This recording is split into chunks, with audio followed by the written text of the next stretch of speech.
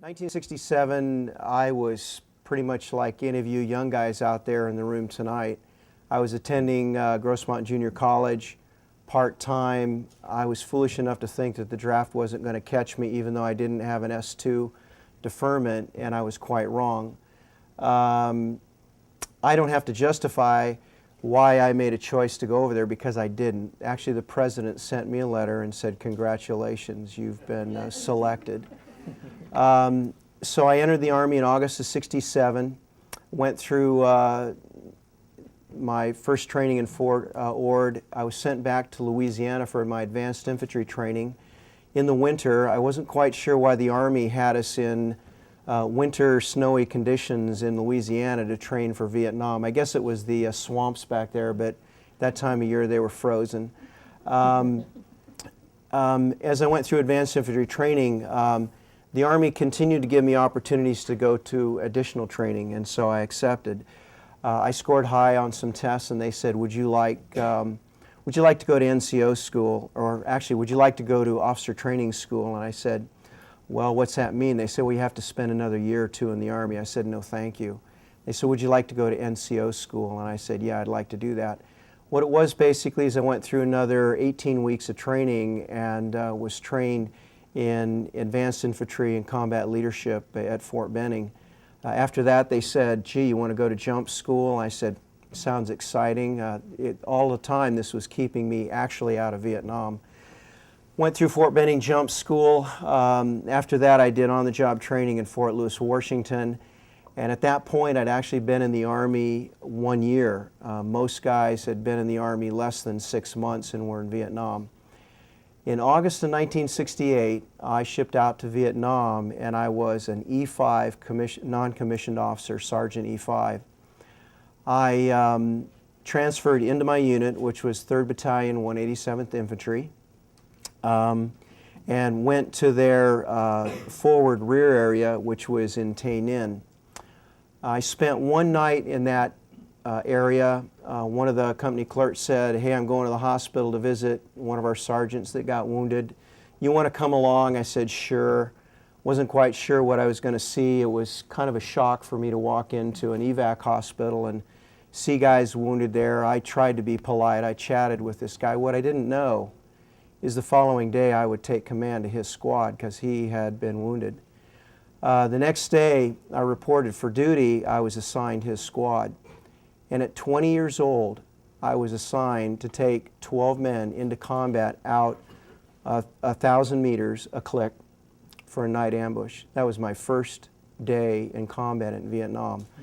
You know, I look back, I look at my son who's 23 right now, and I say to myself, you know, I was about where he was. How did I ever handle that? But somehow we did.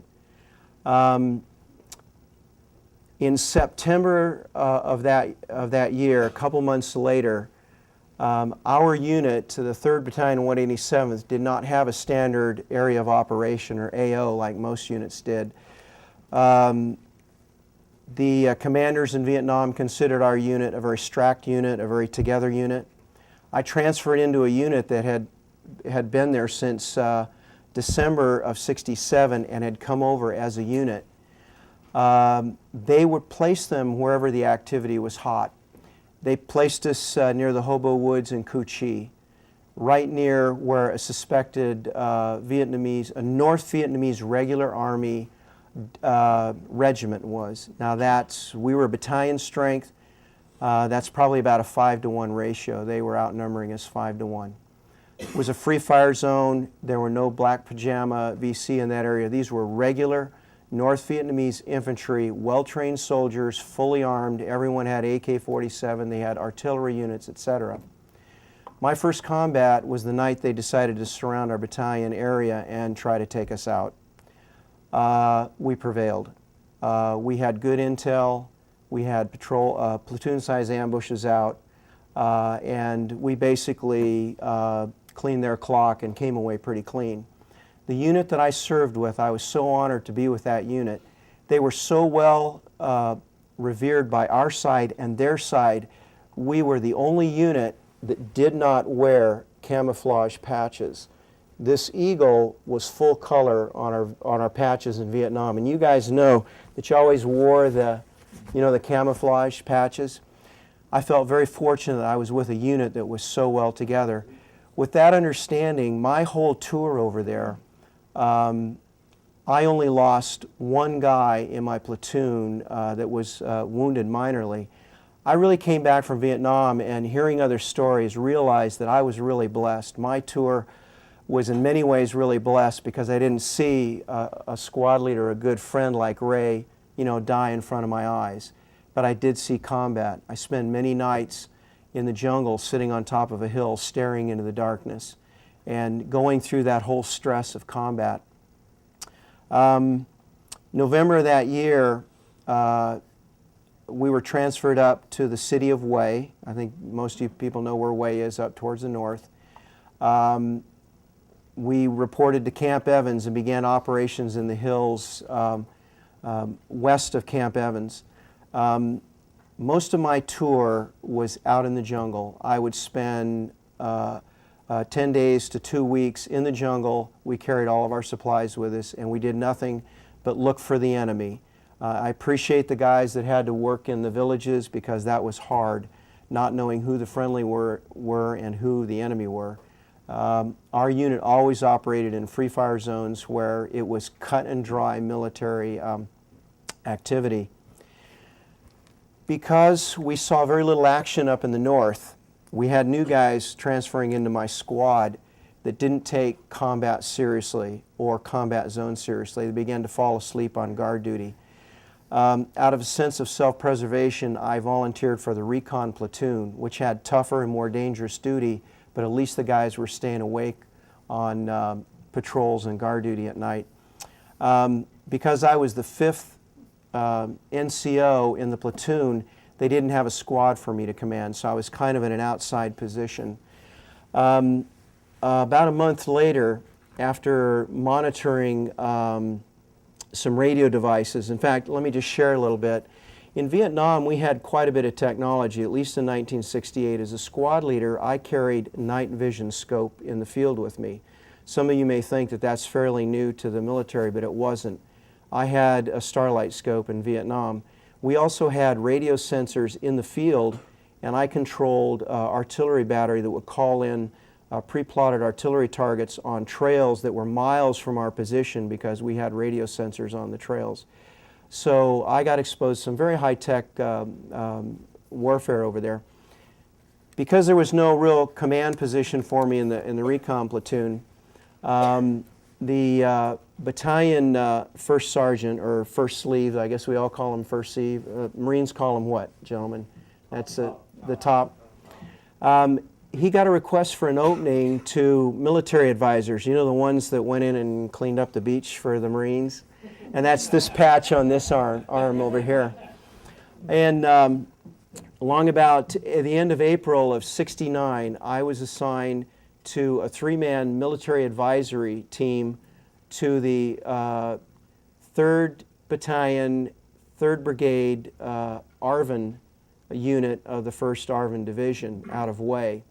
And shortly thereafter, about 2 weeks after that, we were told that we were going into the Ashau Valley on a very large combined operation with my home unit, the 101st Airborne Division. And so around May 10th, operation called Apache Snow, and I've brought a book, which is kind of funny. They did yearbooks for the unit. So it's the 1969 101st Airborne yearbook, okay? Kind of like what you get in college and high school. But it talks a little bit about the operation Apache Snow. We went into the field. I was out there about 2 weeks with the ARVNs. ARVN is ARVN, Army Republic of Vietnam. And we sort of went from hilltop to hilltop looking for the enemy. There had been some sporadic contact. Because I changed units, I was not receiving any mail, and I wasn't sure what's happening at home. The Marine Corps major that commanded the advisory unit, came to me and said, "We just got a radio call, Sergeant Iser, you're going home on emergency leave. You got 15 minutes to get your gear together, a helicopter's inbound."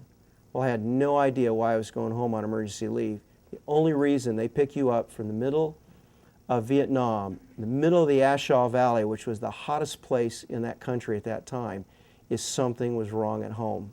I had no idea what was wrong. Got on a helicopter.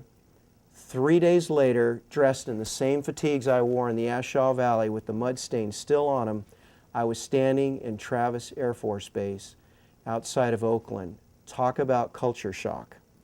The next thing I knew, they put me into a uniform, and I don't know, maybe it was late at night and the protesters went to bed early, but I climbed on a PSA flight to San Diego.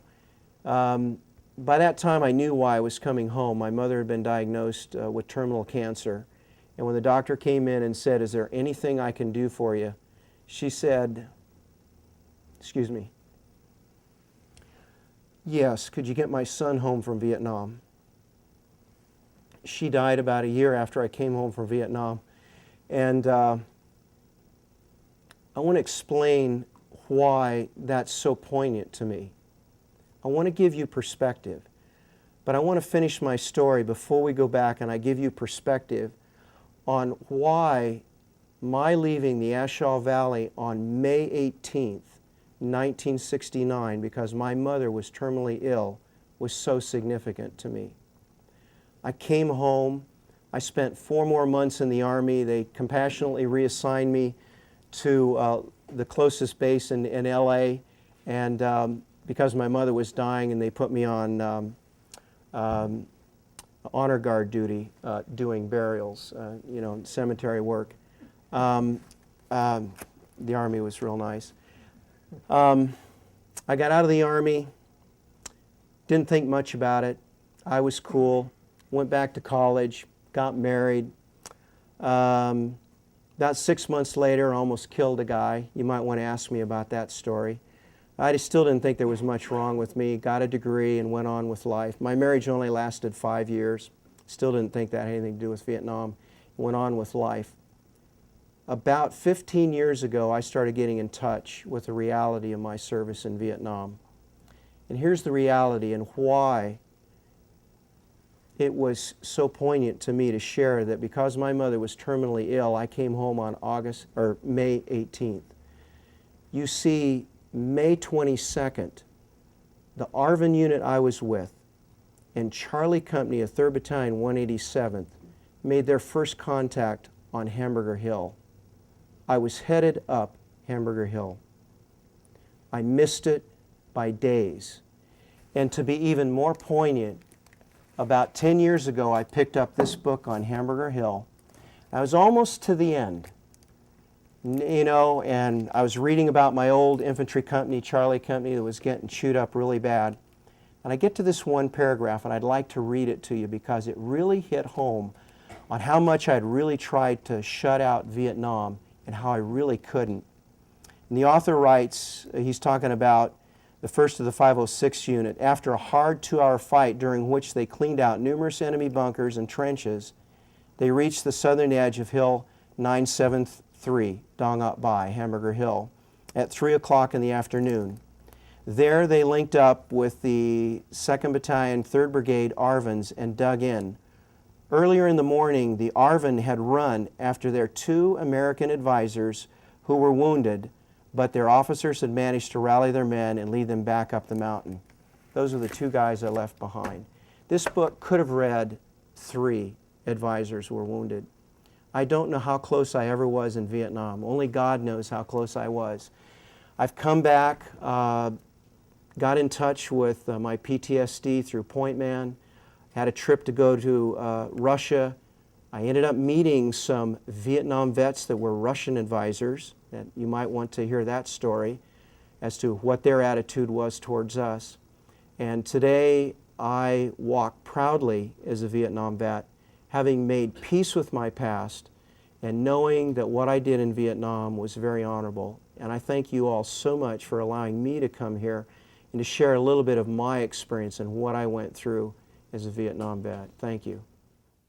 So first of all, I would like to share with you the way Vietnam and how the war started and why Americans get involved and how it impacted my life and the people's life. So my country that in the north, up north, joint border with China, that's a huge country there. And on the west, it have Laos on the north and Cambodia in the south, southwest. On the east side, that's the ocean. And my nation, that the size about 331,600 square kilometers. And the ocean from north to south at about 2,000 kilometers. Maybe my country in a location, important location, or somewhat, but my country during 1,000 years up to now, it's in the war. China took over my country 1,000 years, and we fought and got it back. And after that, French come over and occupy for 100 years, and we have to fought to fight and get it back again. And by this time, create another problem. That 1954, that we have the peace agreement, divided my country in two parts. The first part that from 17 parallel to the north, that belonged to communists, and 17 parallel to the south, that belonged to Republic of Vietnam. That's where I served in the Air Force. So by that time, President Eisenhower agreed to support our country in the south, and finally financially support, and also support in the military too. In the north, the China and the Russia support the north fight against the south. But the peace agreement, the Vietnamese communists never fulfill. They just secretly send the troops to the south in order to take over the south. Then the war started. Americans start jumping by that time, so little by little, they send the force to the south. Because the nature of the war, so the war have to create some secret, we call secret war. So that it's happened when a lot of Vietnamese, North Vietnamese sent to the south along Ho Chi Minh Trail. Then they create the problem for the south, which is the peace agreement that 2 years later is supposed to be in general election and see whoever elected will govern the country, but they never fulfill that purpose. They just try to take the south, the rest of the country. So Americans support us to fight against the north. And by that time, we have to create the secret war. That means we have the Green Beret. In 1966, that the 219 Squadron, we formed 219 Squadron to fulfill that purpose. The 219 Squadron, before 219 Squadron exit, that we have the force, we call it 81 Special Group. We have too many force in there, and too many kind of airplane, and including helicopter, Navy SEAL, Green Beret, all kinds. So that's a special force to fight again with the communists. They secretly send the people, send their force to the jungle.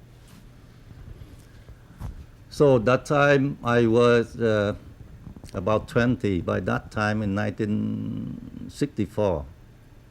So I have to join to the armed force. But before I get drafted, I have a choice. Either I join in first to choose where I want to serve. So I joined the Air Force 1 month before they drafted me. My government drafted me. So when I joined into the Air Force after finished the basic training, and I was sent to Lackland Air Force Base and to learn some more English in the special term for the aviation term. And they sent me to fly school in Fort Walters. And I finished the first phase that I learned H-23. So that helicopter, small one, that carry only 2 people. So I finished that. They sent me to Fort Rucker, Alabama, to finish the phase 2, bigger helicopter, that H-34. So that's the one I like the best. Later on, I will use that to carry Mr. John Mayer and drop him along Ho Chi Minh Trail, things like that. And you guys will have time to ask me later. So when I come back home, and in January 1966, then I served at the squadron at 215 Squadron, that's the jet normal squadron. But I pump up with the work like special force and secret mission, and especially one time that I heard President Kennedy say, "Ask not what country can do for you, but ask what you can do for your country." Really pumped me up, and I applied, asked transfer to 219 Squadron. That's the very special squadron to fly secret mission, and they require the skillful pilot, a lot of training to do those missions. And I get accepted, and I came there. Then end of 1967 until the end of the war. And my mission sometimes it's really secret up to an hour or 2 before you go to the mission. So we got the briefing, where to land, and what happened to land, where is enemy. So all the landing zone very tight and small. And each time we go like that, the enemy very close by or surrounding the area. So to be survive, you have the pilot got to have very skill. And anytime you land, you have to shut the power off to land with the alteration. And to land sometime, if you're not skillful, and you cut the tree, and you may cannot come up. So really strictly skillful to do that. And sometimes you just carry about 2 or 3 Greenberry men or special men, I don't know who, but sometimes they wear the civilian clothes, and we carry up north, drop them there, and they never come back. And I don't know they're alive or they have captured or what, so we don't know. But most of the American Greenberry I drop along Ho Chi Minh Trail or along the border Cambodia or Laos. Then I have to pick them up. And sometimes that the whole team come back, sometimes missing half, sometimes a couple of people come back. And that's a very sad story. And I hope it never happened to your life and like us have been through. And that's information I share with you today. The war, it doesn't mean anything to us, to anybody. It doesn't help anybody. When we ended the war, nobody win, but we all lose. We lose life, we lose all best friend, a lot of people there we cannot find. So, with my opinion, the war only the last solution we choose. Remember that whenever you have a good position in the government, just choose the war is the last solution in your life. Thank you. I grew up in Trenton, New Jersey, and after high school went to college for a couple of years, and it took me 2 years to flunk out of college. And in 1966, when I flunked out, I was working at Yosemite National Park, and I read a book called The Green Berets. At that time, there was a draft. People were being drafted and going to Vietnam. And I read that book, and I said, if I go, I want to go with these guys, if I can make it. So I went through training. Make a long story short, it took a year. I went through basic advanced infantry training, jump school, then the special forces training. Graduated from there in December of '67.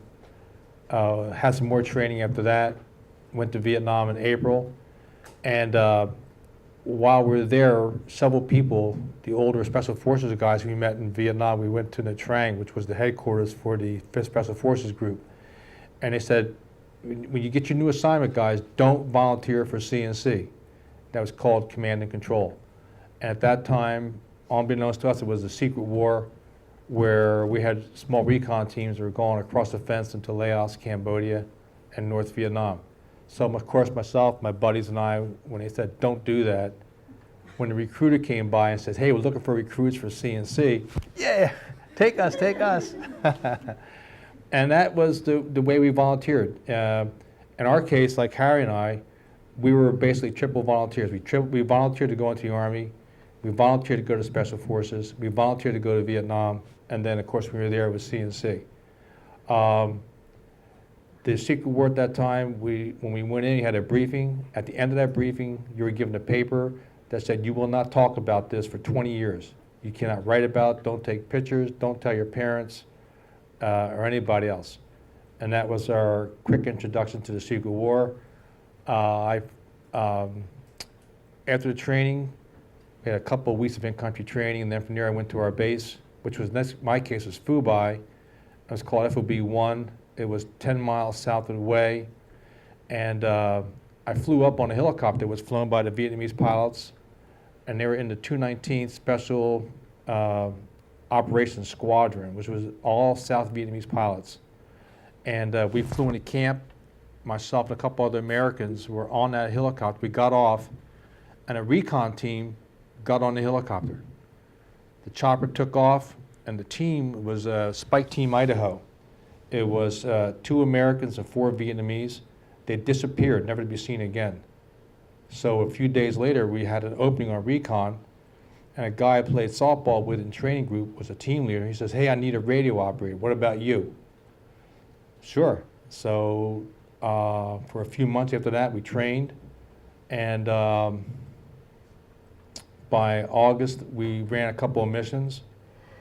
In September, we ran a couple more in-country missions, and then my team leader went to another team, and then I became assistant team leader.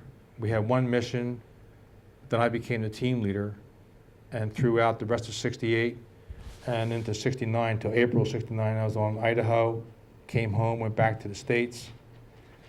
The assignment I had there I didn't like. I was up at Fort Devens, Massachusetts. We had a lot of parades.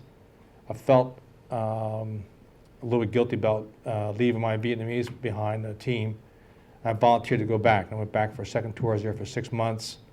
And I ran into a West Point colonel who almost got me killed in the field. And that basically ended my Army career. Came home, went back to college. Took me a couple of years to make up all the courses I flunked the first time around. Then I got a job at a newspaper, the school paper. And then from there I went to the Trenton Times. And I worked there for 10 years. And I came out to San Diego County in '85, got a job at the San Diego Union, worked there for 8 years, and then I got a job at the Blade Citizen, which is now the North County Times. I've been there for 12 and a half years.